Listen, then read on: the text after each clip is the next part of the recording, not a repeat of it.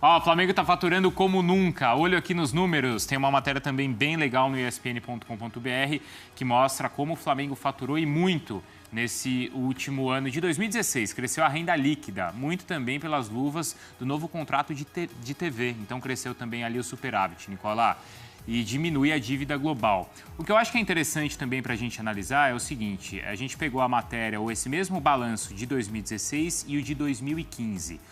Então, olha a receita da TV como aumentou e muito. Quase dobrou, né? Se em 2015 foi de 128, em 2016 subiu para 297. Eles tiveram luvas no novo contrato, é isso? Isso. Exato, Léo. Contrato de 2019 a 2024. Para TV fechada. Isso. Mais do que dobrou, Bruno. Superávit, então, também aumentou e a dívida global caiu. E também é bem interessante os números que eu levantei, e aí, claro, o Flamengo precisa analisar muito isso, é que muitas fontes de receita que o Flamengo tem caíram. Por exemplo, sócio-torcedor, patrocinador,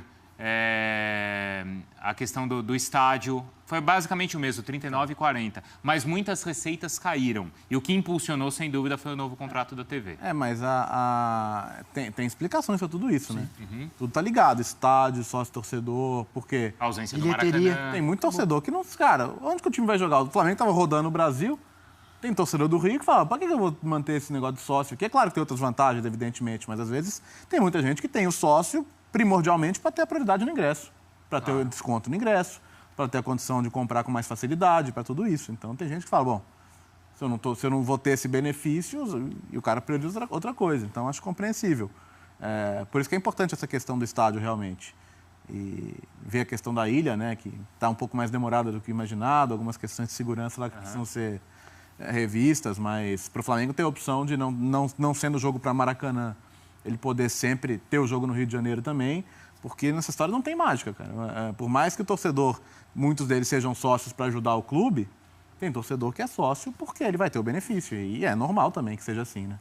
Nesse caso, quase todos os clubes eles adotam mais ou menos a mesma ideia na hora de fazer o balanço. Por exemplo, o Flamengo recebeu uma grana grande de luvas, de adiantamento. E aí ele já coloca isso na receita do ano passado, 70 milhões.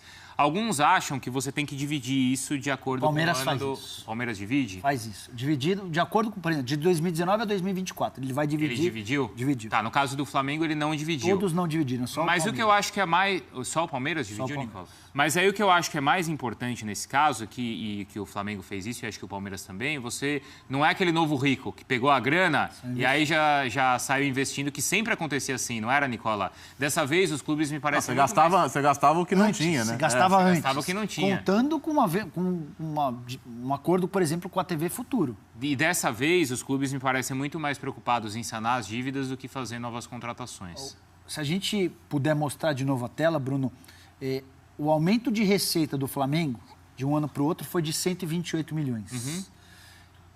Só o aumento da televisão foi de 169 milhões. Então, há uma perda considerável de receita, entre 128 e 169. Se aumentou em 128 milhões a sua receita, só que só com a TV se aumentou 169.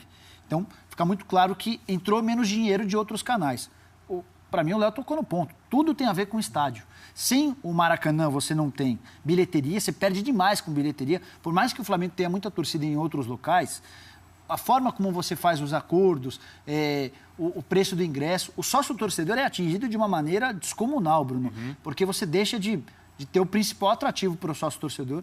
Então, a partir desse ano, eu acho que essa busca do Flamengo por um acordo para transformar o Estádio da Ilha em sua casa, ainda que seja um plano B ao Maracanã, acho que já tem muito a ver com isso. A gente precisa ter definido um estádio no Rio de Janeiro, para que a gente possa ativar o sócio-torcedor, para que a gente possa ter bilheteria. E esse ano de 2016, em que houve mais um superávit, em que houve mais uma vez pagamento de dívidas antigas, é só mais um passo que o Flamengo está dando para ir na contramão do futebol brasileiro. O que a gente vê é clubes aumentando o valor da dívida. O Corinthians fechou pelo terceiro ano seguido com 97 milhões de déficit. Eu vou repetir. 2015, 2014 e 2016. O Corinthians fechou com 97 milhões de déficit.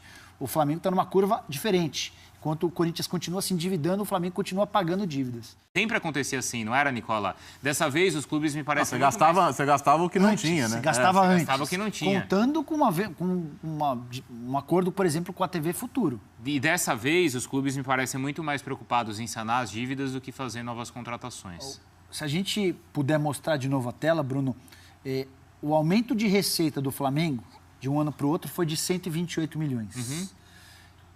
Só o aumento da televisão foi de 169 milhões. Então, há uma perda considerável de receita entre 128 e 169. Se aumentou em 128 milhões a sua receita, só que só com a TV se aumentou 169. Então, fica muito claro que entrou menos dinheiro de outros canais. Para mim, o Léo tocou no ponto. Tudo... São sócios para ajudar o clube. Tem torcedor que é sócio porque ele vai ter o benefício. E é normal também que seja assim, né? Nesse caso, quase todos os clubes eles adotam mais ou menos a mesma ideia na hora de fazer o balanço. Por exemplo, o Flamengo recebeu uma grana grande de luvas, de adiantamento. E aí ele já coloca isso na receita do ano passado, 70 milhões. Alguns acham que você tem que dividir isso de acordo Palmeiras com o ano faz do... isso. Palmeiras divide? Faz isso. Dividido de acordo com, por exemplo, de 2019 a 2024. Ele vai dividir. Ele dividiu? Dividiu. Tá, no caso do Flamengo ele não dividiu. Todos não dividiram, só o Mas Palmeiras. o que eu acho que é mais... Só o Palmeiras dividiu, Nicola? Mas aí o que eu acho que é mais importante nesse caso, que o Flamengo fez isso, e acho que o Palmeiras também, você não é aquele novo rico que pegou a grana e aí já saiu investindo que...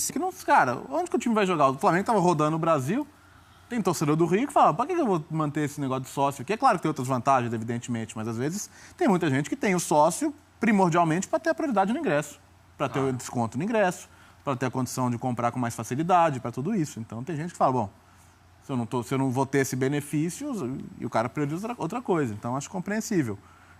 Por isso que é importante essa questão do estádio realmente.